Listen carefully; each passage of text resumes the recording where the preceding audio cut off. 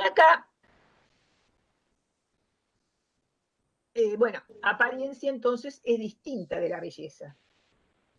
Repetimos, la belleza estaba íntimamente relacionada con la moral. Para Platón, la belleza no corresponde a lo que se ve. La belleza tiene una existencia autónoma distinta del soporte físico que accidentalmente la expresa. Y acá, fíjense en esto. El arte propiamente dicho es una farsa. Como tal, no es educativo y debe ser reemplazado por la belleza de las formas geométricas basadas en la proporción y en el concepto matemático del universo. ¿Qué quiere decir esto? El arte como tal es falso precisamente porque no refleja toda esta parte no perceptible de la belleza. Lo único que va a reflejar el arte es la parte física. Y para Platón, la parte física es lo menos importante. Entonces, el arte debe estar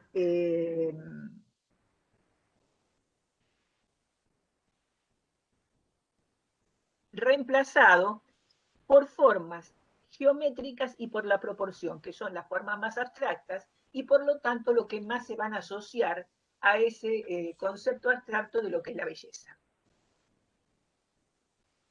Me gustaría saber si más o menos se entendió esto. Bueno, podemos seguir entonces.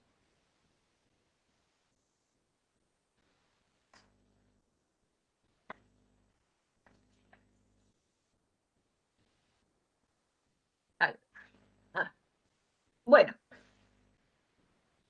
lo que vemos acá son los distintos tipos de escultura, cómo se llamaban. El Curos, estatua de varón joven, la Coré, estatua de mujer. Se representan vestidas, pueden tener los brazos en alto, tienen la piel más blanca que los Curos. Tienen carácter geométrico, un eje de geometría, un tórax exagerado, rigidez, frontalidad, ojos almendrados, inexpresibilidad, rostros estereotipados. Materialidad, primero fueron de madera, después fueron de mármol. Y acá hay una cuestión que me gustaría recalcar. En realidad, las esculturas griegas, incluyendo las de la época clásica, mejor dicho, hasta la época clásica particularmente, no van a reflejar determinadas cuestiones. Por ejemplo, nunca van a ver un Curos o una Coré vieja o con un cuerpo deforme o simplemente parecida a alguien. ¿Por qué? Porque son ideales. O sea, no son retratos de figuras, no es lo que es, por ejemplo, qué sé yo, el busto de cualquier político lo vemos más o menos parecido a cualquier político. En este caso, no, son figuras ideales.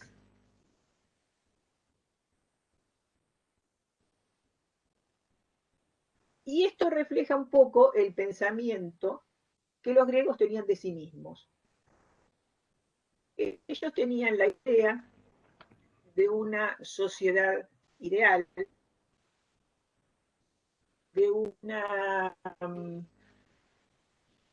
de un mundo ideal donde ellos eran el centro. Y en ese mundo ideal no existía la vejez, no existía la enfermedad. Existía un hombre y una mujer que andaban entre los 20 y los 30 años, aproximadamente, porque era la edad que se consideraba que tanto unos como otros alcanzaban la perfección en el cuerpo, alcanzaban su máxima fortaleza, su máxima vitalidad, y donde Cuestiones como el dolor, por ejemplo, no solo el dolor físico, sino también el dolor moral, estaban completamente alejados de su realidad. Ojo, esto no quiere decir que no existiera, pero como representación, eh, esto se tapaba completamente. O sea, ellos buscaban representar la perfección. La perfección estaba dada por determinadas proporciones. Si ustedes ven más o menos las caras de tanto los kuros como las coré, son muy similares. Por eso es que dice, tiene los ojos almendrados, en totalidad, etcétera, etcétera, porque estas características son repetitivas en todas las esculturas. También hay otra cuestión que me gustaría recalcar, que nosotros tenemos la idea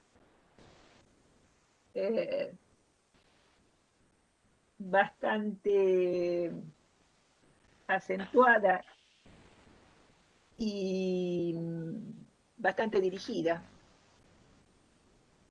pensando que tanto los templos como las esculturas eran absolutamente blancas. En realidad, tanto los templos como las esculturas estaban llenas de color. Estaban pintadas, estaban estucadas.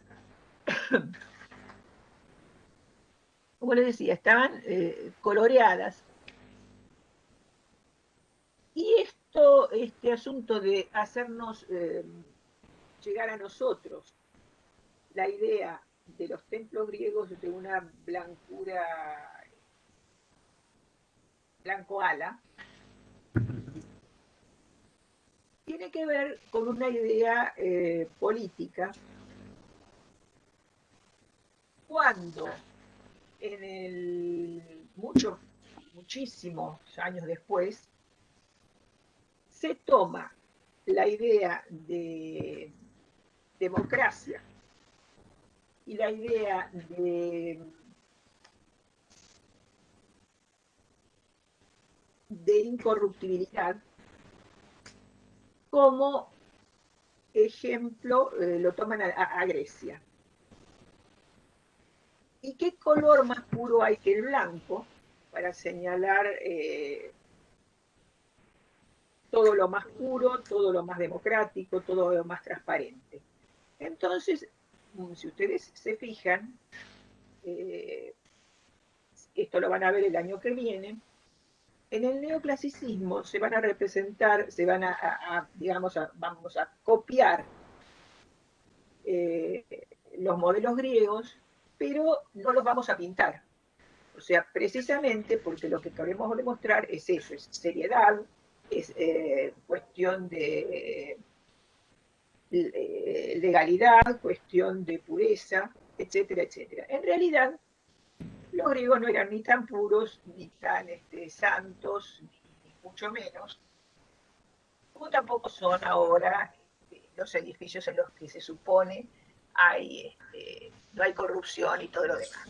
Esos son temas aparte. Pero esta idea viene, incluso hay un libro que se llama Los griegos de Quito, que muy al pasar, muy al pasar, va a decir en uno o dos renglones que los templos estaban coloreados o estucados con colores. Pero mucho más adelante va a dedicar varias hojas a decir que los templos, la pureza de los templos que eran blancos, en el mismo libro y con 50, 70 páginas de diferencia. Bueno, me falta señalar un poco acá lo que son las cariátides, pero ya las vamos a ver más adelante. Las cariátides son esculturas de mujer que funcionan como columnas, que son las que vamos a ver en el templo, las famosas cariátides del templo de Heretión. Bueno, pasa a la siguiente. Bueno, y acá tenemos los cánones, el canon. ¿Qué es el canon? Marita, perdón, una consulta. Sí, sí, El tema decime. de las cariátides, digamos, mujeres, tenía que ver un poco con el rol que se le daba a la mujer en alguna época de Grecia o no tiene una vinculación, digamos, política? Mira, eso no te lo podría contestar con precisión. Lo que sí te puedo contestar es que la mujer no tenía absolutamente ningún rol en Grecia, salvo el de parir hijos. Eh, si tiene una connotación política por el hecho de llevar el peso de ellas sobre su cabeza, en realidad ellas no tenían responsabilidad ninguna. Pero no te podría contestar con precisión si hubo una determinación política en las cariátides para ponerlas como mujeres y no como hombres. No te lo podría, eso no te lo podría contestar. No. Bueno, ¿qué es el canon? El canon es la regla, o sea, podríamos traducir como reglas, y designa el conjunto de relaciones que regulan las diferentes proporciones de las partes de una obra. Se refiere a las proporciones perfectas o ideales del cuerpo humano y se refiere a las relaciones armónicas entre las distintas partes de la figura. El canon, digamos, el primero que establece las normas del canon fue Policleto en el Doriforo. Policleto establece que la cabeza de una persona tiene que entrar 3 veces del ombligo hacia arriba y tiene que entrar 4 veces del ombligo hacia abajo. Y según esta proporción es la que se ha manejado el tema de la escultura. Este canon que se utilizó en Grecia, después fue retomado varias veces en la historia, variando un poco las proporciones,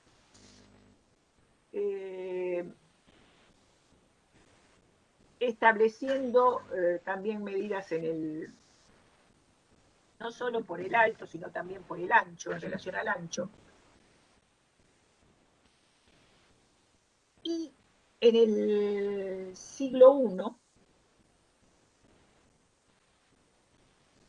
en el siglo I a.C., Vitruvio escribe los 10 libros de arquitectura, donde a partir de la planta de la vivienda ateniense, él establece, bueno, la tríada vitruviana, que son fírmitas, utilitas y venustas, o sea, firmeza, utilidad y verdad, que está organizada según también los cánones.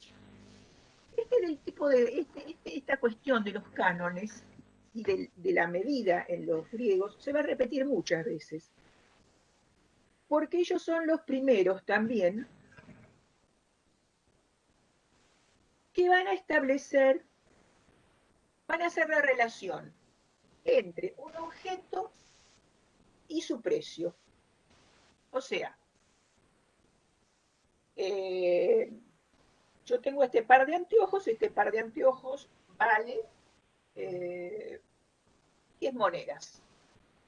La moneda en realidad lo que es una parte del todo. O sea, se supone que yo con esas 10 monedas puedo comprar cualquier cantidad de anteojos. O sea, no cualquier cantidad, puedo comprar otros anteojos.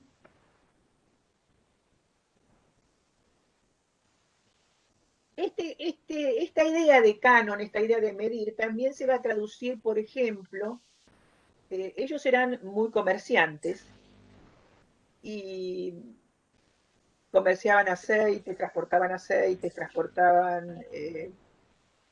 productos del mar, transportaban vino con miel.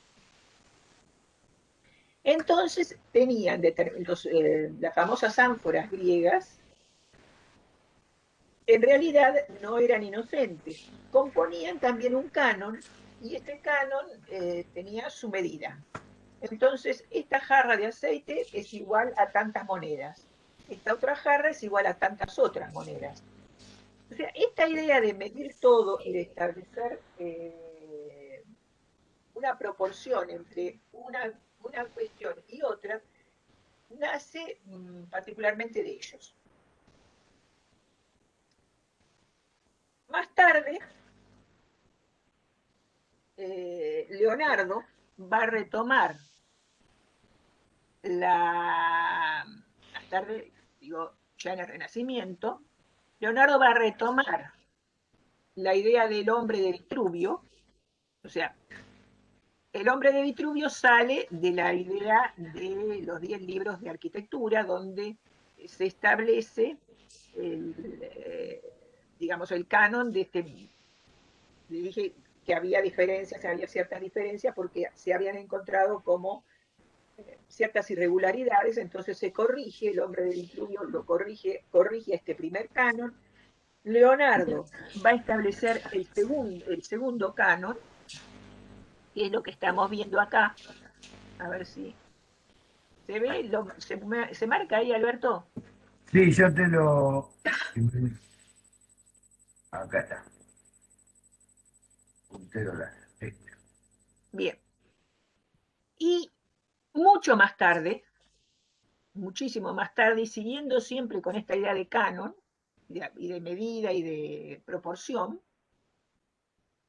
Le Corbusier ya en el siglo pasado, en 1900, va a establecer el modulor, que es esto que vemos aquí abajo, que son las medidas del hombre, que no son otra cosa que basadas en la serie de Fibonacci. ¿Saben lo que es la serie de Fibonacci? Hey, ¿están ahí? Número áureo. No, no sé. ¿Cómo dijiste? Bueno, la serie de Número Fibonacci áureo. tiene relación con el número áureo, sí. La proporción áurea. La sección áureo. El número áureo, el número divino, la proporción divina, como te guste llamarlo. Sí, tiene relación. Fibonacci en realidad se llamaba Leonardo de Pisa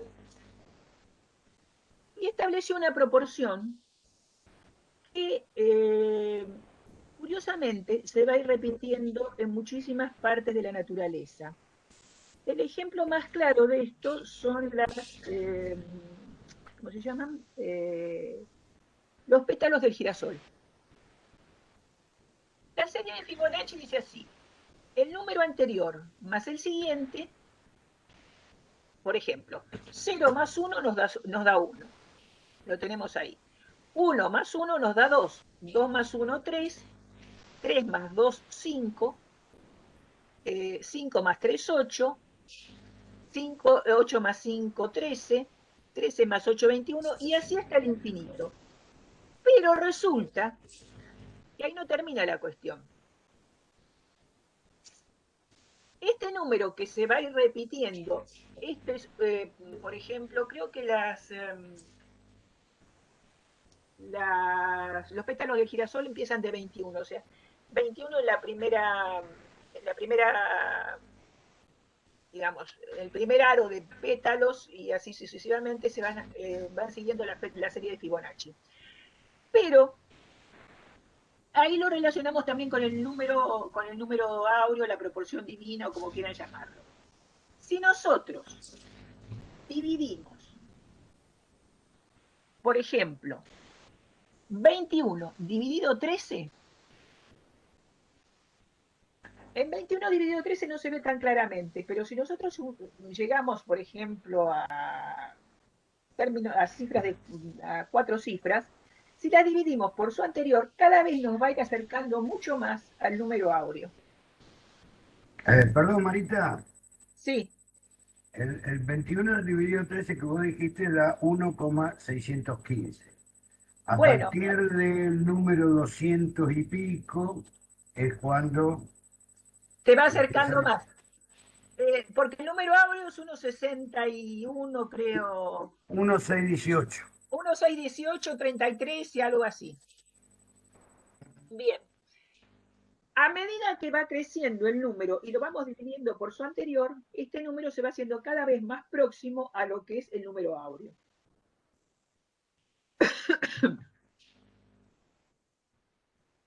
Y el número áureo es lo que se supone que hace al sitio donde estamos, si guardamos las proporciones de ese, supongamos, si tenemos una habitación con las proporciones áureas, es donde más confortable nos sentimos. En la historia, por ejemplo, el Partenón está organizado según el número áureo y bastante después, la última cena de Leonardo da Vinci está organizada tanto el recinto donde está la última cena como cada una de las tríadas de los personajes en base al número áureo. Y por eso es que cuando lo vemos, llegamos a verlo absolutamente proporcionado. ¿Se comprende esto? Sí, Sí. sí. Bueno. Sí. Sí, sí. Pasemos a la segunda, a la siguiente. De esto un poco han hablado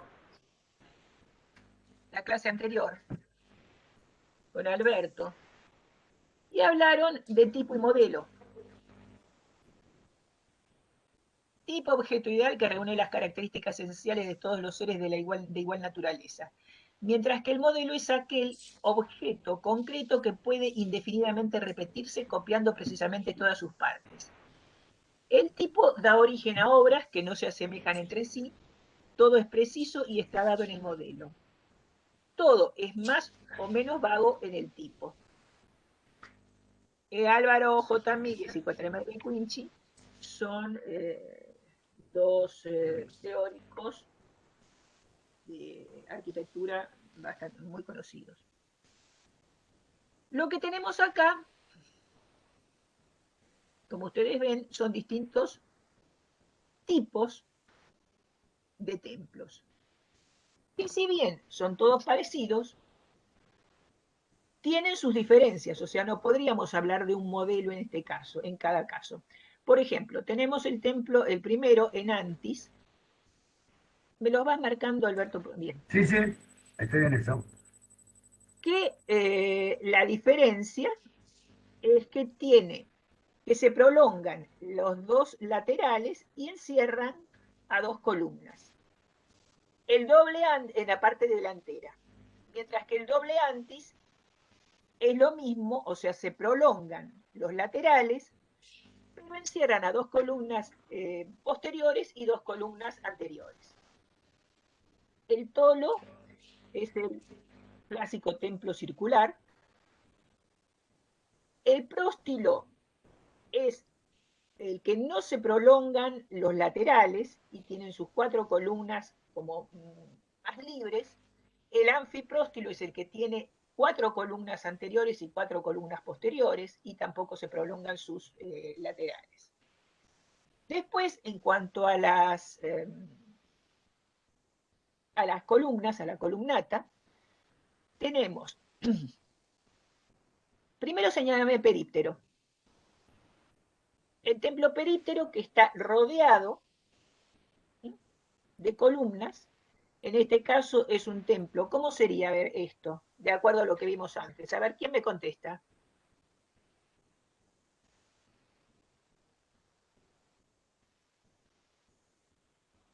A ver, chicos, lo vimos recién. Sería un templo con los muros cerrados, rodeado por columnas. ¿Y eso cómo se llama? Lo tenés ahí. Períptero.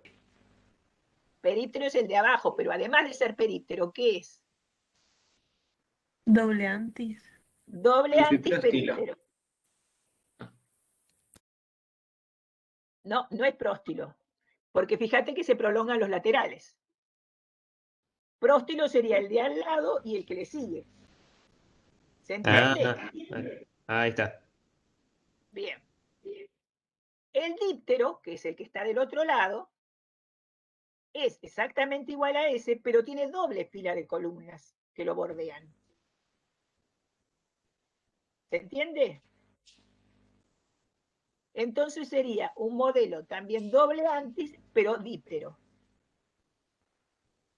¿Está claro? Y después Sí, tenemos, ¿cómo? que está claro. Perdón. Bien.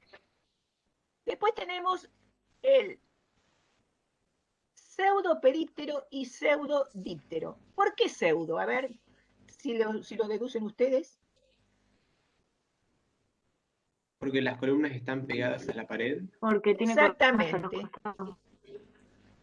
Sí, porque están las columnas de los costados, no lo están bordeando, sino que están pegados a los laterales. El pseudodíptero es porque tiene dos filas de columnas, en realidad una está pegada a las paredes laterales y la otra no. ¿Se entiende? Bien. ¿Qué pasa? Nosotros tomamos, por ejemplo, el tolo. Y el templo de Vesta, el templo de Delfos o el templete de San Pietro en Montorio, que es, bastante posterior, son distintos tipos de tolos que salen de aquel tolo original. ¿Se entiende esto? Lo que es modelo y lo que es tipo.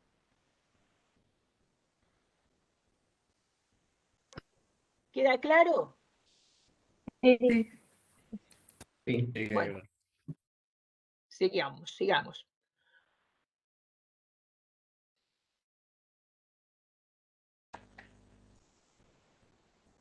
Bueno, los tipos de plantas más comunes, doble antisperíptero, que ya la vimos, el anfipróstilo, el próstilo, inantis y el períptero.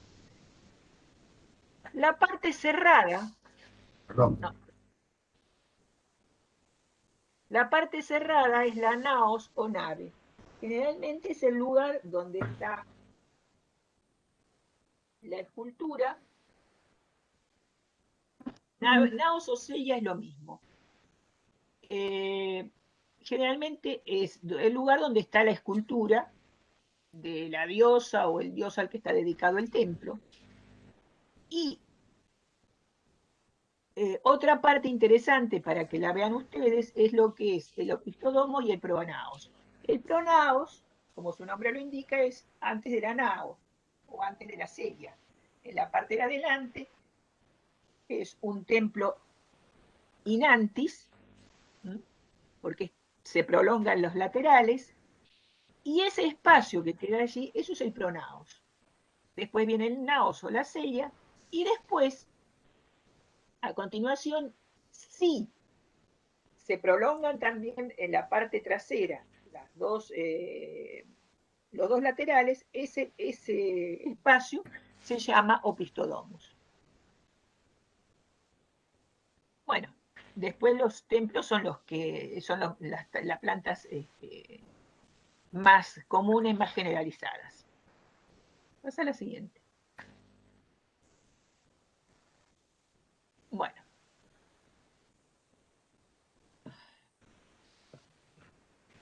Los principios compositivos. Esto es bastante genérico, no es solo para este tema en particular, sino son principios compositivos que son bastante universales. La composición de un espacio arquitectónico es adecuar distintos elementos dentro de un espacio, combinándolos de tal forma que todos ellos sean capaces de poder aportar un significado a los usuarios. Diferencia de diseño. O sea, la composición es armar algo para transmitir un significado. Una vez que yo tengo armado eso, lo puedo diseñar. O sea, el diseño sería como el segundo paso. El objetivo fundamental es la búsqueda del establecimiento de un orden. Separar el caos para darle belleza. ¿Se acuerdan lo que dijimos al principio? El método es la lógica, razonamiento, unidad y orden frente a la variedad de la naturaleza. O sea, tratamos de ordenar ese caos que en teoría es la naturaleza, es el afuera, para armar un espacio, para armar un recinto. Diferenciar las partes entre sí, establecer con claridad las relaciones que los ligan, construir un modelo de universo ordenado que hiciera inteligible el universo real. Factorización de los elementos, permitiendo una mayor abstracción, desfuncionalización que permitió una adaptación a cualquier circunstancia. ¿Ustedes se acuerdan lo que es el factoreo? Factoreo es separar en partes. Bueno, los principios estos compositivos están referidos a lograr que lograr cada vez una mayor abstracción para que estos elementos se puedan adaptar a cualquier circunstancia, porque naturalmente hay una mutación a través del tiempo y esto tendría que acompañar a esa mutación. ¿Se entiende? ¿Podrías repetir ese último, por favor? Bueno, la factorización en realidad, el concepto de factorización es dividir en partes. Esta cuestión de dividir en partes tiene que ver con lograr mayor abstracción de cada una de esas partes. Cuanto más abstracto es el elemento, menos específico es. Y como digamos, la vida, la historia, el devenir, es mutante porque cambia permanentemente, entonces, a través de estos principios, nosotros tendríamos que lograr que ese elemento pudiese no ser tan específico y pudiese adaptarse a las distintas circunstancias que les va proponiendo la vida o las circunstancias. ¿Quedó más claro? Sí, ahora sí. Pasa a la siguiente. Bueno, si me esperan un segundito me voy a buscar un vaso de agua.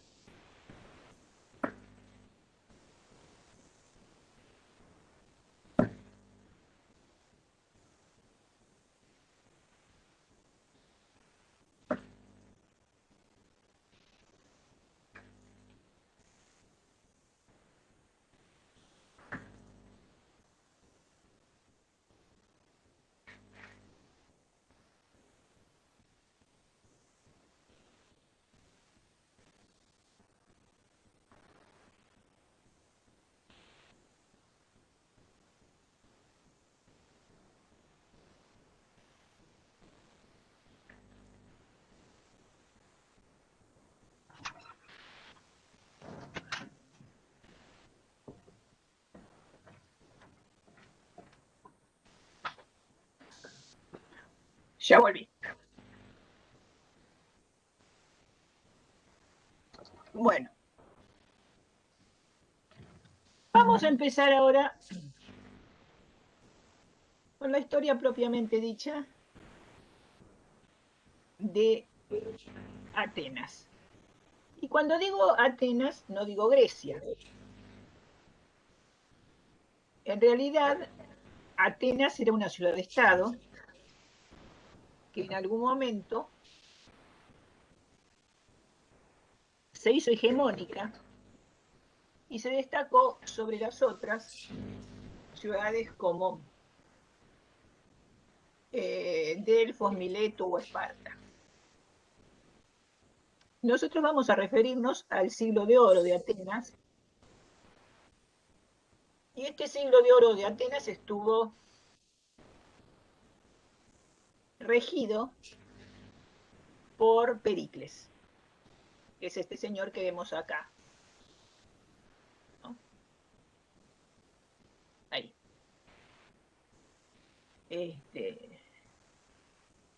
Pero fue un siglo que se destacó por muchas cuestiones. No solo por el desarrollo de la idea de democracia. Entendámonos que la democracia de Atenas no era lo que hoy entendemos por democracia. Era una democracia con esclavitud, era una democracia donde las mujeres no contaban, era una democracia exclusivamente para los ciudadanos. Pero no era, a diferencia de otros sistemas, no era una monarquía hereditaria, por ejemplo. En realidad Pericles fue elegido por su capacidad por sus capacidades militares y por su capacidad de orador. O sea, fue elegido por un grupo del pueblo que decidió que lo gobernara él. Ahora, esto no quiere decir que el pueblo tuviesen todos los mismos derechos, ni que no hubiese esclavitud. Pero al margen de eso, fue un siglo que se destacó por muchas cuestiones. Entre ellos fueron 100 años de desarrollo de la filosofía que nos guste o no nos guste, la seguimos estudiando el día de hoy, y marcó toda la vida de Occidente, desde el siglo V a.C. hasta hoy, y la sigue marcando, y los principales filósofos fueron Sócrates, Platón y Aristóteles.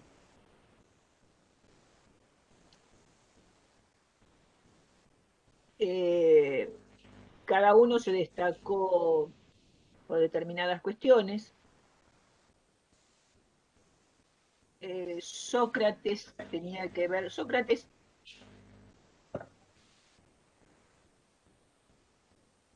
no son de la época de Menem, pero Menem decía que tenía sobre su mesa de luz el libro de Sócrates.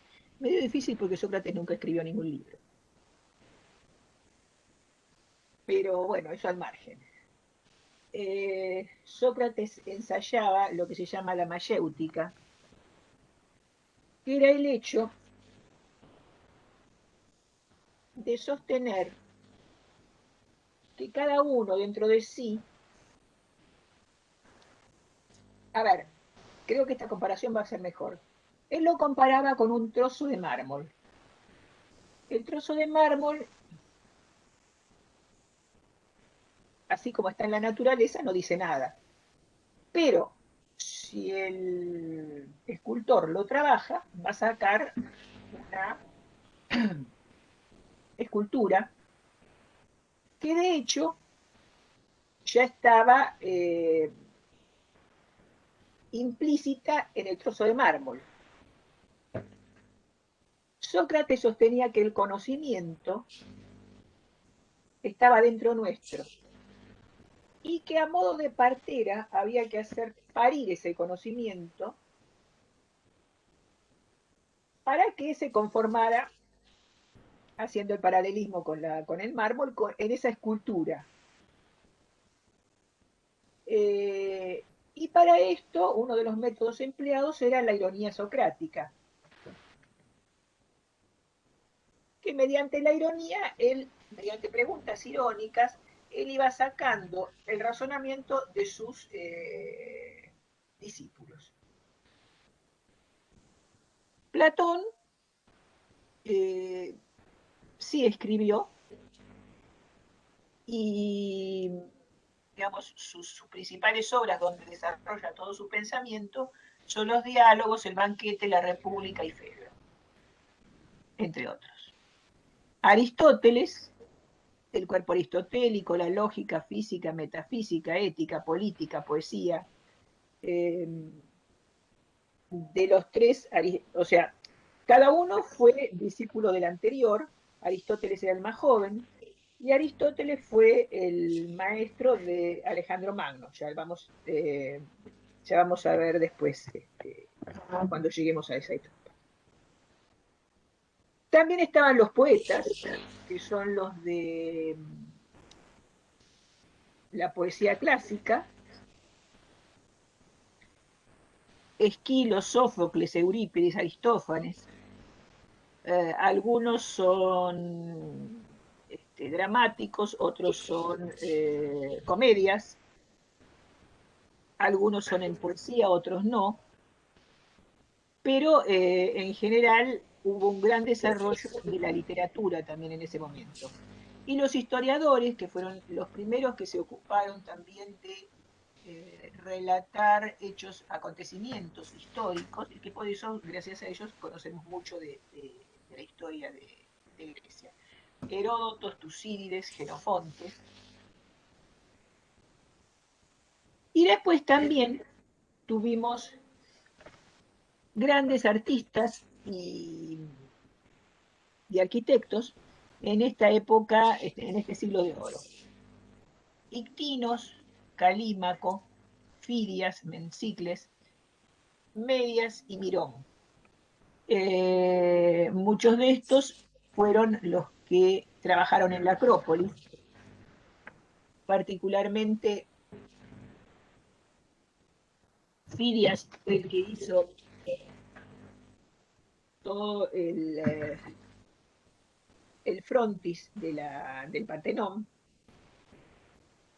y había hecho también Fidias la escultura de Atenea, que estaba dentro del Partenón, que era una escultura toda hecha en marfil y oro,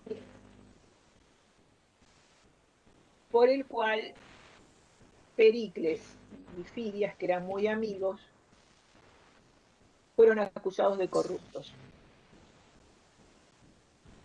En realidad fueron acusados de corruptos por dos cuestiones. Pericles estaba casado, o estaba unido, con una mujer que no era ateniense.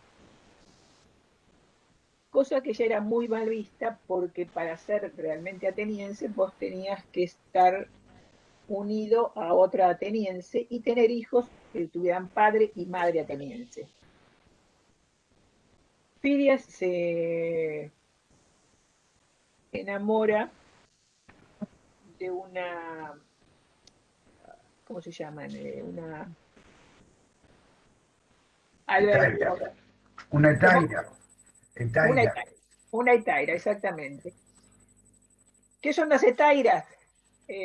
Las damas de compañía. Una chica, una escort le llamaríamos hoy. Una escort, exactamente. Una escort, pero una escort muy culta. En realidad, las únicas que tenían acceso a la cultura eran las etairas, no las mujeres de casa que se dedicaban a criar hijos y a tareas domésticas exclusivamente.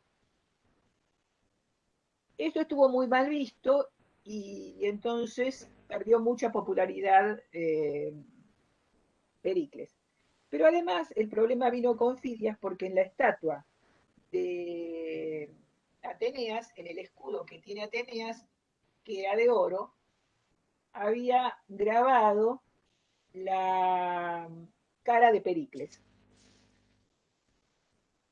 Y esto estaba muy mal visto. Entonces lo acusaron de haber robado parte del oro que estaba destinado a la estatua. Con lo cual, Fidias mandó fundir la estatua, por eso es que no quedó nada de ella, mandó fundir la estatua y pesar el oro y compararlo con lo que se le había dado a él. Efectivamente se comprobó que no había robado nada, pero el hecho de haber puesto la imagen de Pericles dentro del escudo de Atenea no cayó muy bien. Pasa a la siguiente. Bueno.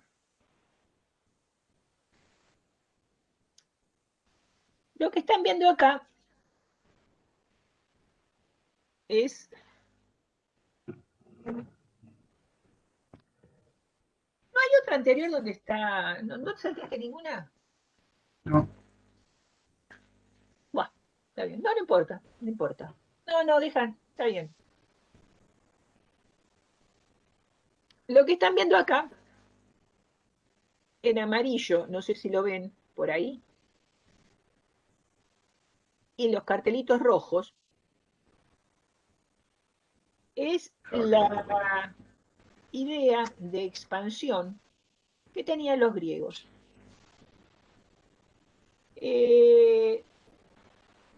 La idea era que la ciudad ideal está relatada en la República de Platón. Tenía que tener no más de 10.000 ciudadanos, porque todos debían conocerse la cara. Cuando superaba ese número, entonces tenían que expandirse, abrir nuevos caminos.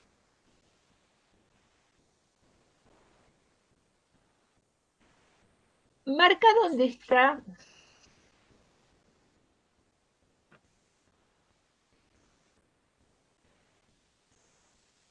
toda esta parte.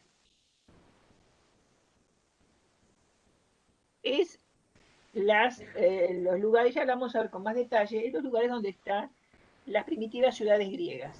O sea, donde está Atenas, donde está Mileto, donde está Delfos, etc. Y Esparta. Ellos necesitaban más territorio.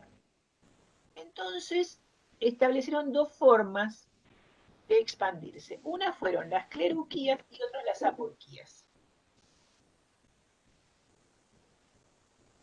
Las cleruquías consistían en una suerte de sorteo de tierras fiscales, pero dependían de Atenas, o sea, no eran ciudades libres, dependían de Atenas, el territorio pertenecía a Atenas y el usufructo de lo que tenían en ese territorio se les concedía a los habitantes. Perdón, Marita, sí. Mirá bien de frente a la pantalla porque no se te escucha.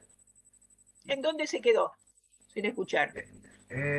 Bueno, explicaba las cleruquías, hasta ahí escuché yo, y nada más. Lo otro se me perdió. Bueno, las cleruquías, le decía, o sea, se conseguían por una suerte de sorteo de tierras fiscales. La tierra pertenecía a Grecia, a Atenas, perdón. Políticamente dependían de Atenas y el territorio era territorio ateniense. Lo único que se le concedía a los habitantes era el usufructo. En realidad, las cleruquías tenían más que ver con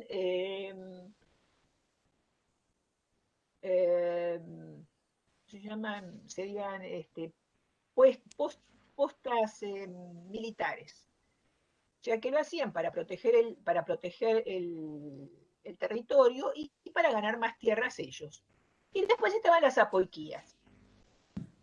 Una pregunta. Sí. ¿Qué es el usufructo? Lo que gana, por ejemplo, yo trabajo la tierra y me quedo con lo que trabajo. La ganancia que se obtiene de algo. Ah, bien, genial. Perdón. El otro sistema era las apoliquías. Esto tenía una relación exclusivamente sentimental, podríamos decir, con Atenas. Conservaban el mismo panteón, tenían el fuego sagrado, pero no hay vínculo político ni económico, o sea, se manejaban en forma muy autónoma. Ahora, para ubicarse en estas apoliquías o en estas cleruquías, tenían que tener determinadas condiciones, porque no eran tontos, no se iban a ir al medio del desierto.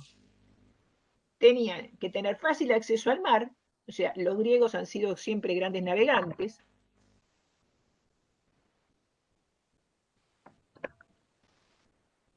Facilidad de defensa, un territorio rico para poder cultivar y fundamentalmente aprovisionamiento de agua. Una vez que lograban un territorio con esas características, o bien se sometían a sorteo y se le daban a un grupo de gente este territorio que tenía que ver más con la defensa y eran las clerarquías, o bien directamente un grupo de civiles, digamos así, se ubicaban en estas apoiquías que eran completamente autónomas. Pasa a la siguiente.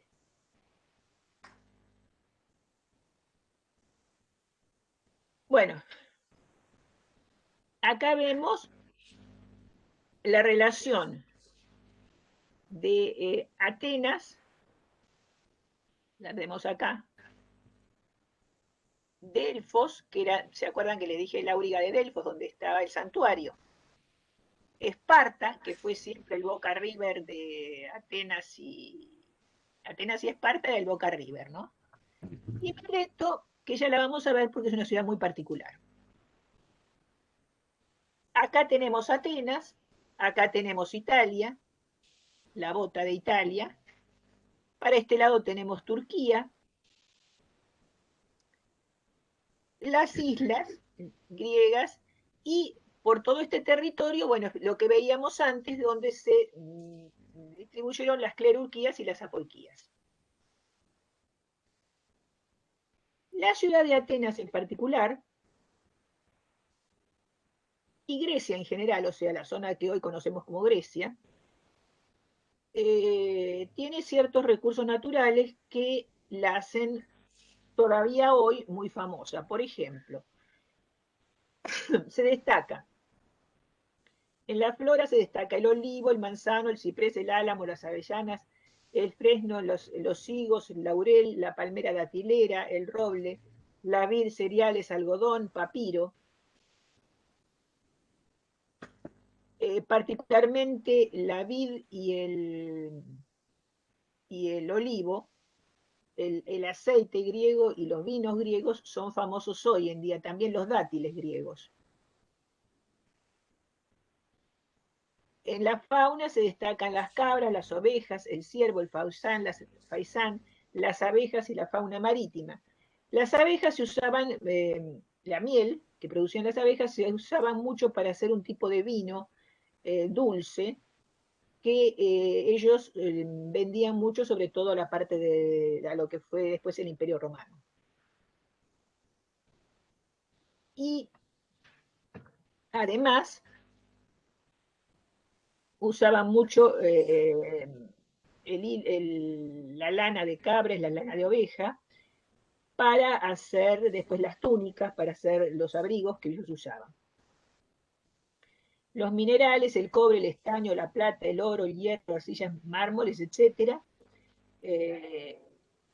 Los utensilios que normalmente usaban, las monedas, y el tipo de arcilla que era muy particular para hacer las ánforas, por ejemplo, toda la cerámica, lo que es la cerámica griega. La producción, ellos producían mobiliarios, recipientes, vestimentas y alimentos. Sin embargo, cuando lo veamos más adelante, van a ver la diferencia entre una casa griega y una casa romana. La casa griega es mucho más desprovista, mucho más austera que la casa romana. Tiene los objetos casi indispensables para la vida, pero no tiene ningún tipo de, no llamémosle lujo, pero digamos ningún tipo de confort más allá del estrictamente necesario. Y esto tiene mucho que ver con el rol de la mujer, ya que la mujer en Grecia estaba absolutamente relegada, mientras que en Roma la mujer tenía derechos y podía, entre otras cosas, podía heredar y podía manejar su dinero. Pasa a la siguiente. Bueno, Atenas y el Pireo. El Pireo era un puerto de la antigua Atenas, es este que vemos acá. Un puerto natural de la antigua Atenas, que su posición es tan ventajosa que a partir de 1834 se lo nombra como el puerto más importante, el puerto moderno más importante de Grecia. En realidad es un promontorio rocoso donde tiene 3 entradas, son estas 3. Entonces, esta y esta, no sé si se ve. No, lo que vos marcás no se ve. Estoy Ah, marcando yo el Pireo, el puerto de Sea y Moniquia, que es el puertito de esta bahía chiquita de acá. bueno, con estas 3 entradas lo transformaba en un puerto natural muy, muy bueno. Entonces, ya digo, hoy es uno de los principales puertos de Grecia.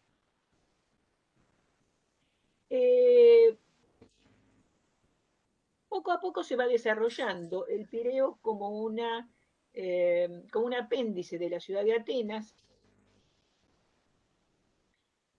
y acaba siendo proyectada por Mileto, Hipodamo de Mileto.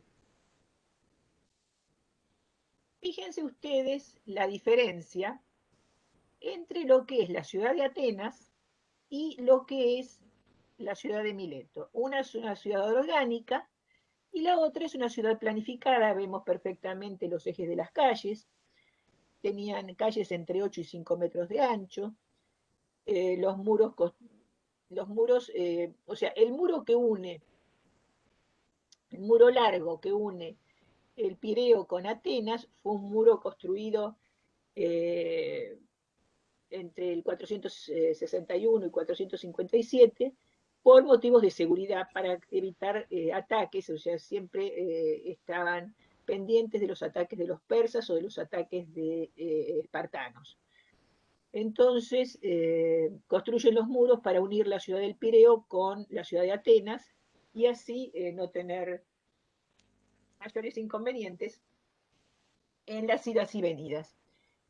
Pero lo que es importante de destacar acá es la diferencia entre una ciudad planificada y una ciudad orgánica, donde la ciudad de Mileto llegó a ser una ciudad muy cosmopolita, como puerto, que era, llegó a tener entre 6.000, alrededor de 6.000 habitantes extranjeros nomás.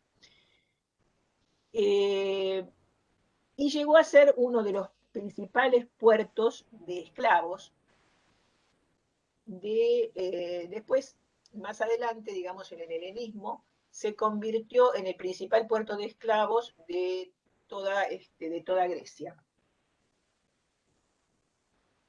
Más allá de eso, era el lugar o sea, como buen puerto, era el lugar de prostitución, era el lugar donde se iban a divertir, digamos, los muchachos. Y llegó a ser una de las ciudades más, entre comillas, modernas o cosmopolitas de toda la región. Porque Atenas, si bien era mucho más desarrollada en el sentido de cultura y en el sentido de bellezas arquitectónicas y demás, era una ciudad mucho más tradicional, mucho más tranquila, mientras que el Pireo representaba algo así como la modernidad, entre comillas. Pasa a la siguiente, por favor.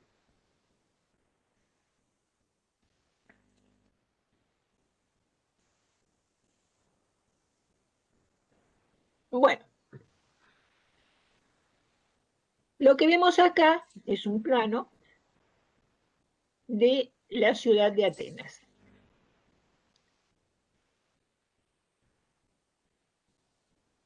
Alberto, ¿me pasás el puntero? La verdad que no sé cómo pasártelo. A ver, espera, porque acá me salió, a ver, solicitud. Ahí, acá, fíjate, ahí arriba, exactamente, ahí arriba, eh, anotar, ¿abriste arriba de una barrita?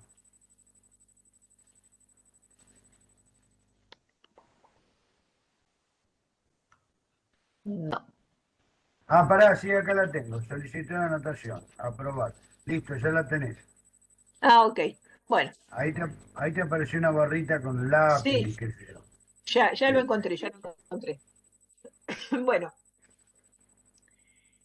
a la ciudad de Atenas se entraba por lo que se conoce como la puerta del Dipilón, que es esta que está acá. ¿Sí? Si ustedes ven, hay una línea roja que viene desde más allá y va a terminar en la Acrópolis.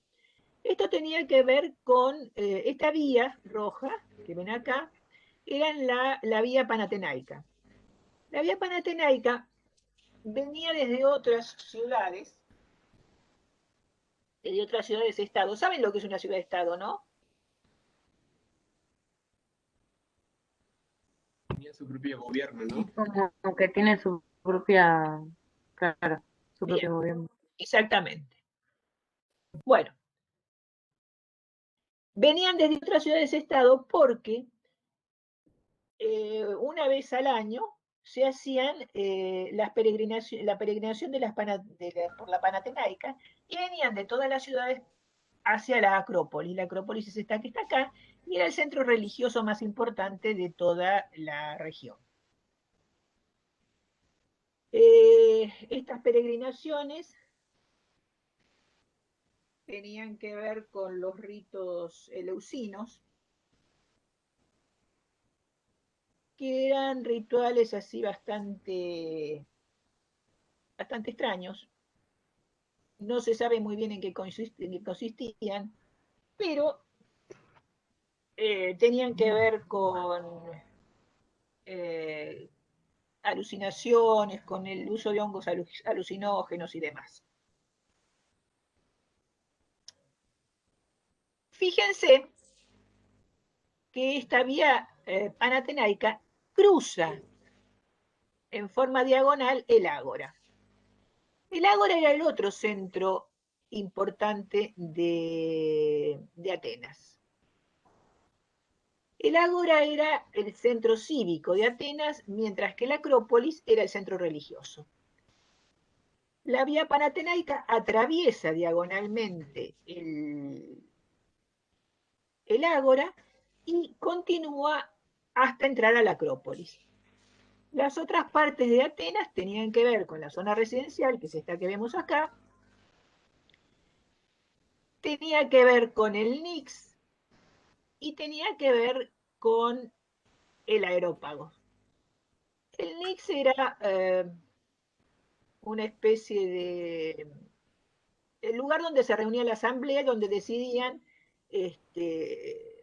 cuestiones de la ciudad, problemas de la ciudad. Mientras que el Aerópago era el tribunal. En realidad, cada uno de estos lugares estaba puesto ahí por un origen mitológico. En el Aerópago, que era el tribunal, estaba regido por las tres, ¿cómo se llamaban? No me acuerdo ahora, eran tres diosas que eran la diosa de la venganza, la diosa de la justicia y otra más, no me acuerdo exactamente qué era, pero cada uno de estos lugares tenía una razón de ser. Después estaba la zona residencial, que evidentemente los que estaban más cerca de lo que era el Ágora y lo que era la Acrópolis eran los ciudadanos más representativos, Y a medida que se iban alejando y se iban acercando hacia los bordes de la ciudad o hacia a la muralla de la ciudad, iban perdiendo importancia.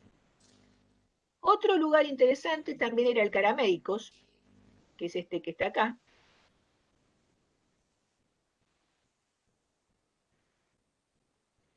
El Carameicos era el lugar donde estaban la mayoría de los talleres de cerámica y el lugar de la prostitución, concretamente. O sea, era los bajos fondos, digamos, de la ciudad de Atenas. Fuera de los muros y paralelo al Carameicos estaba el cementerio, porque no se podían enterrar los muertos dentro de los muros de la ciudad de Atenas. En cuanto a la sociedad, la sociedad era una sociedad esclavista y politeísta, o sea, tenían cantidad de dioses. Estaban los ciudadanos libres, que eran los que podían ser elegidos y tenían obligaciones militares y políticas.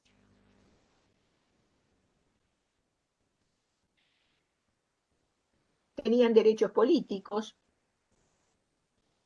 componían nada más que un porcentaje pequeño de la población, el 1,5%. O sea, piensen que estamos hablando de una población de unos 300.000 habitantes aproximadamente. Y tenían que ser hijos de padre y madre atenienses. Por eso es el problema que hubo con Pericles. Después estaban los metecos en Atenas o los periecos en Esparta, que tenían los mismos derechos. Eran libres, que tenían iguales condiciones, no derechos. Eran libres pero sin derechos. Eran extranjeros residentes, artesanos o comerciantes. O sea, no tenían derechos civiles y no tenían obligaciones militares.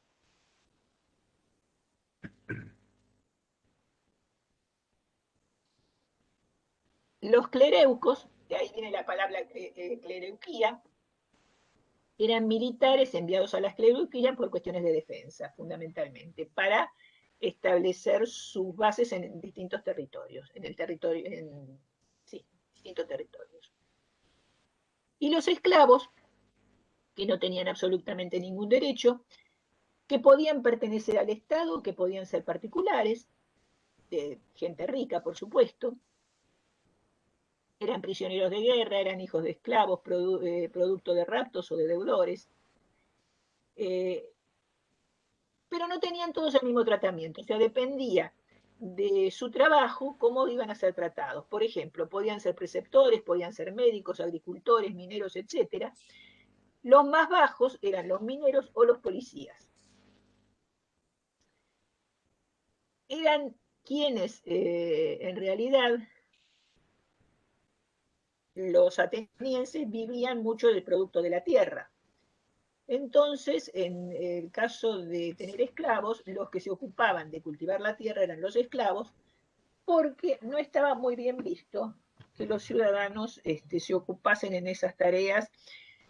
Ellos estaban destinados a resolver los problemas de Estado y por eso hablan del ocio, del ocium, que no es lo mismo que la vagancia. En el caso del ocium era reunirse los ciudadanos, los que tenían el deber de discutir los temas políticos, reunirse sobre todo en el ágora, por ejemplo, y después trasladar los problemas a la asamblea para discutir los problemas de la ciudad o los problemas del territorio o los problemas de la guerra, etc. Entonces, trabajar la tierra era como considerar una pérdida de tiempo, de modo tal que quien podía comprarse un esclavo para trabajar la tierra se dedicaba a eso. Y las mujeres finalmente no tenían ningún derecho, estaban sometidas a la voluntad del varón, y sus ocupaciones eran estrictamente domésticas, incluso ya lo vamos a ver en la casa, estaban separadas, porque a lo único que se dedicaban era a tejer y a hacer tareas exclusivamente domésticas. Pasa a la siguiente. Sí, las diosas esas que mencionaba de la justicia son las arpías. Las arpías, sí. No me acordaba, se me había ido.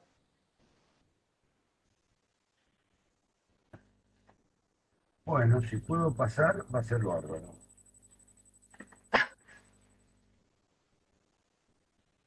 Ahora sí. Alberto, Sí, estoy pensando una cosa. No me acuerdo cuántas diapositivas quedan, pero son las 4:20. uh, estamos medio en el horno. Sí, en todo caso, sea como sea, -10 cortamos porque a las 5 tenemos que tomar examen. Sí, sí, sí, por supuesto. Sí, sí, sí. Bueno, bueno, esto lo que vemos acá es el ágora. Vemos acá, ay Dios, Ahí está. vemos acá la vía panatenaica, que entra desde la puerta del Dipilón y va a parar a la Acrópolis. Como ven, atraviesa en diagonal el ágora, que era un lugar esencialmente cívico, donde se producían los primeros contactos para después resolver los temas en la asamblea. El ágora estaba compuesta por un tribunal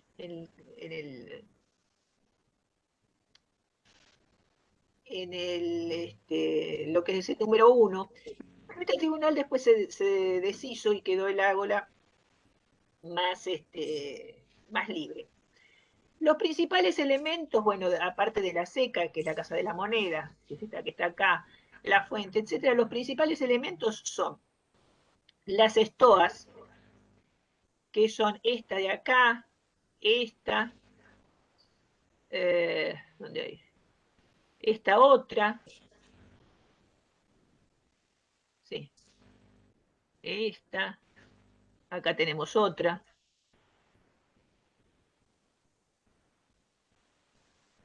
Bueno, esos son los principales elementos que eran los lugares de reunión. Las estoas son estas que ven, estos edificios alargados que ven acá.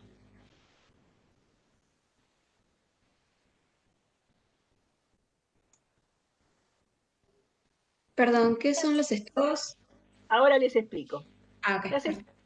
las estoas eran una especie de galerías, lo que sería hoy una galería, generalmente de 2 pisos, cubiertas, donde se reunían, sobre todo, en primer lugar se comerciaba. Había comerciantes que se sentaban, supongamos, en el piso y vendían sus productos.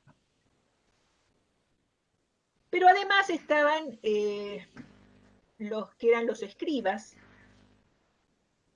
que eran los que redactaban documentos legales, los que asesoraban términos jurídicos, eh, en fin, se hacían transacciones financieras en este lugar que eran especies, ya les digo, especies de galería de 2 pisos, con el frente abierto, y la gente circulaba y algunos compraban, otros hablaban con los escribas, otros hablaban con sus asesores, con los asesores jurídicos, etc. Esos eran como los principales elementos, pero después tenemos otros, como por ejemplo, este, que es el monumento a los héroes epónimos. Los héroes epónimos son los fundadores, los padres fundadores de las 10 tribus que componían la ciudad de Atenas. O sea, digamos las 10 familias fundadoras. Cada una de estas familias tenía su antepasado célebre, que era al que veneraban, y Este monumento a los héroes epónimos era una especie de plataforma donde estaban arriba representados cada uno en bronce, una estatua de bronce, que representaban cada uno de estos antepasados familiares. Pero esto no solo tenía la misión de representar a los antepasados, sino que además servía como diario. Allí, en tablas, se anotaban las novedades que había sobre cada una de las tribus.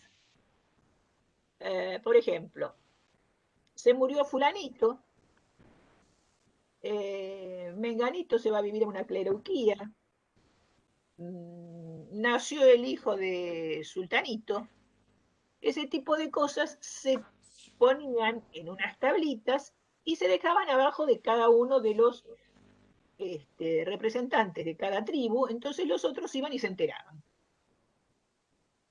Otro tema interesante era el altar de los 12 dioses de Atenas, o sea, Zeus, bueno, yo no lo voy a nombrar todo, pero en Zeus, Demeter, Atenea, Apolo, etcétera, estaban representados allí.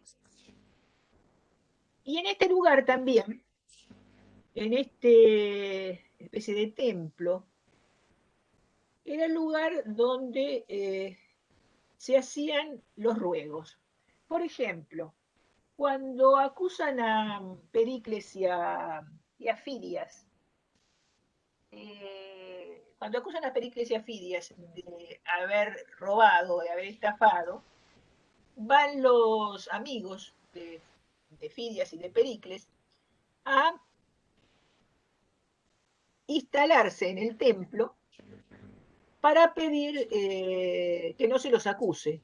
O sea, cuando tenían que ir a pedir algo, iban y se establecían ahí. O cuando venía otro representante de otra de las ciudades y también tenía que pedir algo por X motivo, también se los alojaba en ese lugar. Pero además, era el mojón cero desde donde se medía las distancias desde Atenas a cualquier otro lado. Esto nos da la imagen de cómo ellos se consideraban el centro del mundo. O sea, desde ellos para el centro del mundo.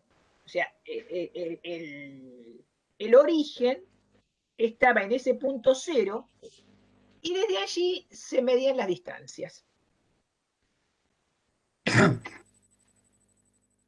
Bueno, después otro, por ejemplo, ¿dónde está?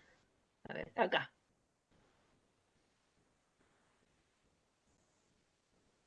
El Hermai, que es un estípete, con el busto de Hermes de estípete, es una columna. Estípete es una columna que arriba tenía la cabeza de Hermes y a la altura de un poco más abajo de la cintura tenía la representación de un falo parado, concretamente. Esto tenía que ver con marcar los límites de la ciudad, pero además, muchas veces, en general, esto se colocaba a la entrada de cada casa como demostración de virilidad y como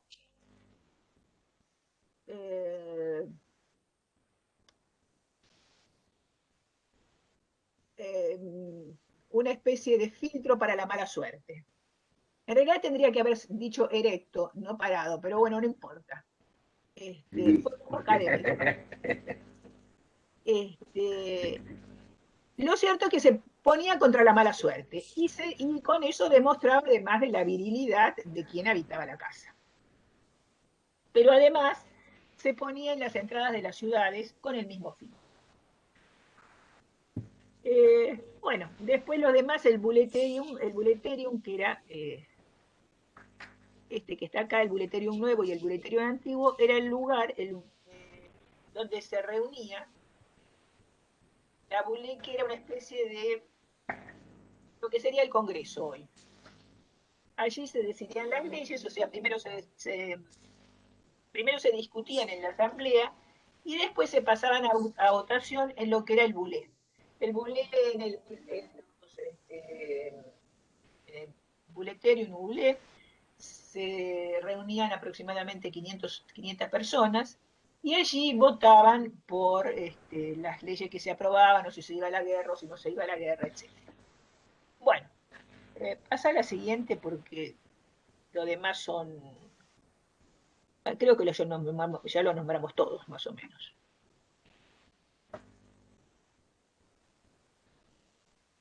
Bueno, lo que ven acá, autorízame de nuevo, por favor. Y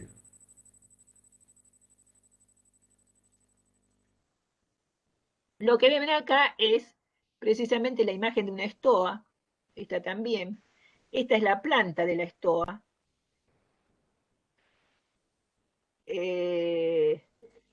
En muchos casos, ya les digo, era de 2 pisos o en algunos casos de 1.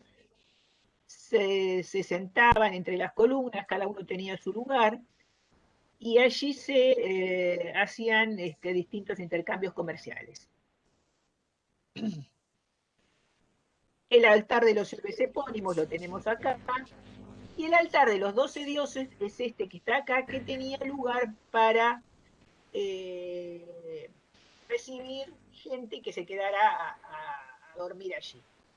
Y el buleterio o bulé, que es este que está acá, con gradas, y donde la gente votaba, es lo que ya habíamos dicho antes, ¿no? O sea, la gente votaba allí las leyes que... Más que las leyes si se iba a guerra, no, si se iba a la guerra o no se iba a la guerra, etc. Pasa a la siguiente.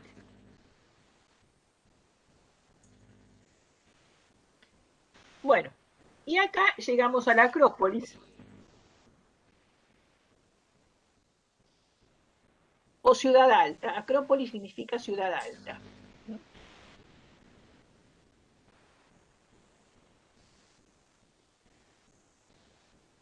Se llamaba ciudad alta porque en un principio, o sea, la Acrópolis está situada sobre una, como se ve acá, está situada sobre una colina, y en un principio fue el lugar donde se estableció la primera población para protegerse particularmente de los ataques desde el mar. O sea, estaban en una situación de defensiva. Esto era en la época de la monarquía, o sea, la época arcaica. En Atenas hubo una monarquía. Ahí vivía el rey, con la mayoría de la población, en ese momento era muy poca, así que entraba en ese lugar. Y desde allí, desde esa situación de altura, podían ver los futuros atacantes si venían por mar, entonces ellos tenían posibilidad de defenderse. En algún momento, la ciudad fue creciendo y ya no entraron dentro del recinto de lo que era la Acrópolis, entonces empezaron a ocupar las laderas y después,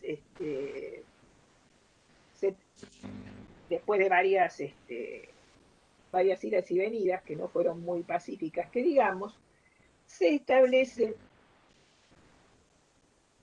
el fin de la monarquía y empieza el periodo que ya conocemos, así lo digo a grandes rasgos porque hay otro periodo intermedio, pero no vamos a entrar en detalles, el periodo de lo que se conoce como la democracia. Y entonces queda la ciudad alta, que es de la de los dioses, y la ciudad baja, que es la de los ciudadanos. Una con su centro evidente, que es la Acrópolis, y la otra con el centro civil, que es el Ágora, el polo civil, que es el Ágora. Ahora bien, hay una cosa que es muy importante que ustedes entiendan, y que es, la Acrópolis está rodeada por todo un muro perimetral.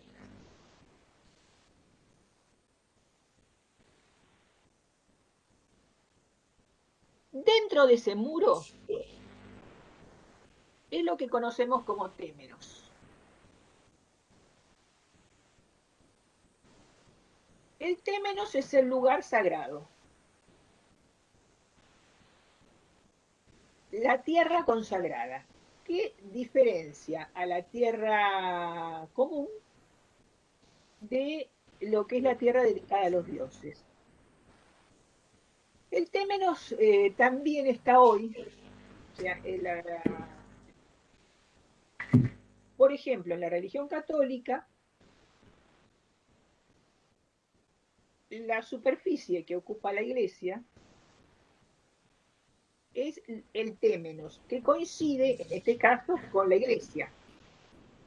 Antiguamente, el témenos de la iglesia católica componía también la iglesia, el convento y el cementerio, que es tierra consagrada. Hoy, por cuestiones de espacio, generalmente las iglesias no tienen, bueno, evidentemente no tienen cementerio, porque el cementerio, por cuestiones de higiene, están en otro lado, y son pocas las iglesias que tienen también conventos. Pero el área que pertenece a la iglesia es el área consagrada. Por eso es que, por ejemplo, si se comete un asesinato en la iglesia, hay que consagrar nuevamente la iglesia porque se desacralizó. Si a un griego se le muestra una imagen de un templo flotando en el espacio, el griego no lo reconocería, un griego un ateniense de aquel tiempo, no lo reconocería como templo, precisamente porque es el templo y el témenos, o sea, el templo y su lugar consagrado. Si ustedes ven, esto que vemos acá,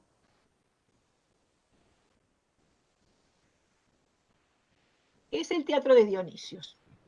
Fíjense dónde está el teatro de Dionisios. ¿Está dentro del témenos o fuera del témenos? Afuera. Fuera.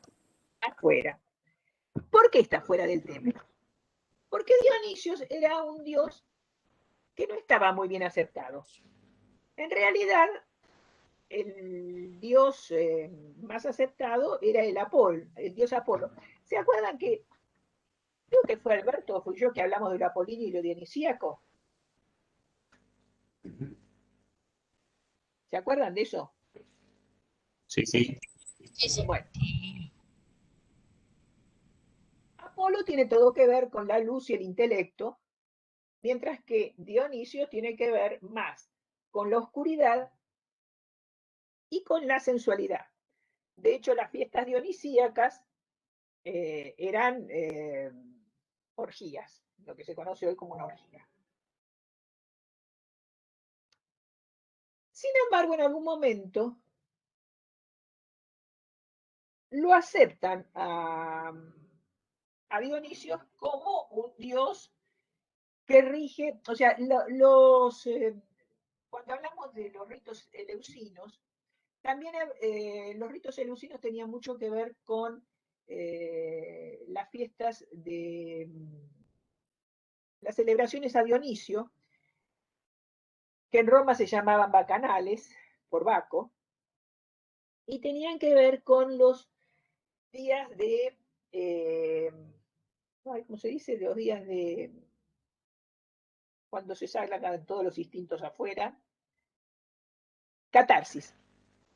Los días de catarsis que se hacían fiestas en el bosque, y ahí cada uno era cada uno, y no importaba si eras esclavo, si no eras esclavo, si eras mujer, si eras hombre o lo que viniera.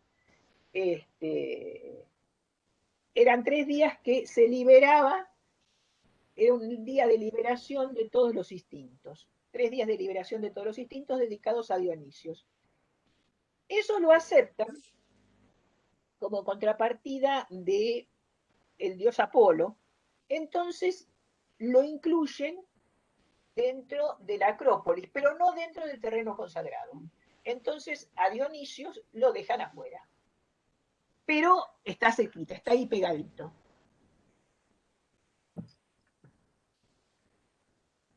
A la Acrópolis se llegaba en este punto por la vía panatenaica, se entraba por los propileos, que era todo esto que está acá. Al costado de los propileos estaba el templo de Atenea Niké y estaba el pedestal de Agripa, estaba la pinacoteca, estaba otros templos menores, y en diagonal estaba el templo principal, que es el Partenón, dedicado a Atenea Partenos. Los templos más importantes de la Acrópolis son el Partenón y el Erectión, del cual estuvimos hablando, que era el que tiene las cariátides. En realidad, el Erectión son 3 templos.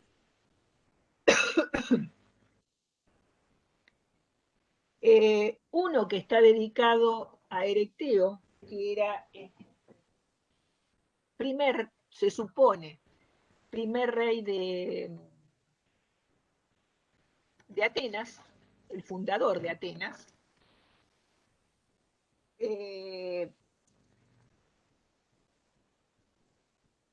El otro estaba dedicado a Poseidón y el otro estaba dedicado a un viejo, o sea, está sobre lo que era un viejo templo de Atenas.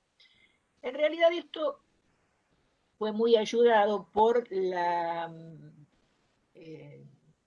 por los desniveles que tenía el terreno, entonces lograron hacer que los 3 templos se combinasen para armar un solo templo con 3 entradas, de las cuales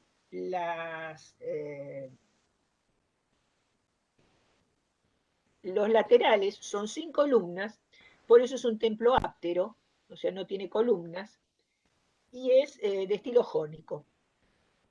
Pero sobre la tumba de Erecteo, que es digamos, el que le da nombre al edificio, están las 6 cariátides, que son columnas con forma de mujer que van a soportar el entablamento. Como le decía antes, no sé si en esto hay alguna cuestión política. Bueno, le decía,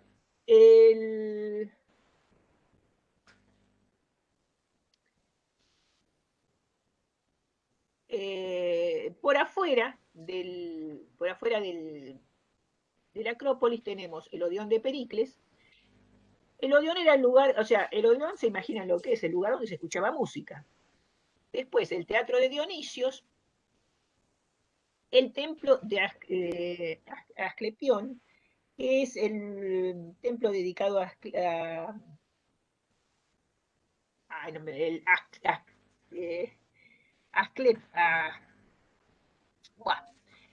el templo dedicado a Ascleperión, que es el dios de la medicina, Asclepio, que era donde se iban a curar por medio de, vaya uno a saber qué, que es este que está por acá.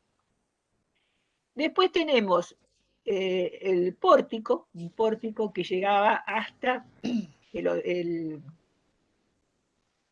hasta el otro Odeón, o sea, este fue posterior porque fue el Odeón de Pericles, este es el más nuevo, y este es el antiguo Odeón. Tenemos todo alrededor de la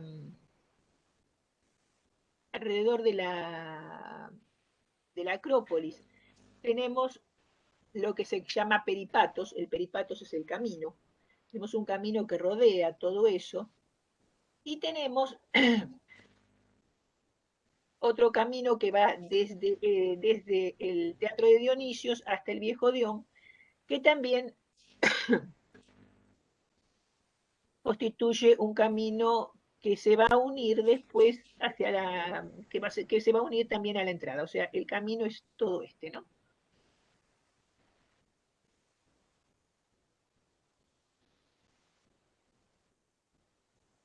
Ahí se entra.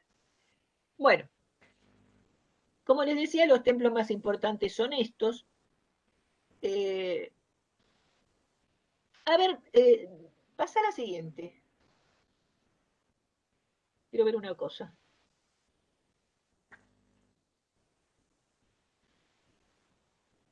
Menos cuarto, Marita. Por eso, no, vamos a terminar acá. Sí. Retomamos la clase que viene con la Acrópolis, desde la Acrópolis en adelante. Porque si no, no vamos a llegar. Sí. Chicos, ¿alguna pregunta de lo que dijimos hoy hasta acá? Quería preguntar, ¿cómo es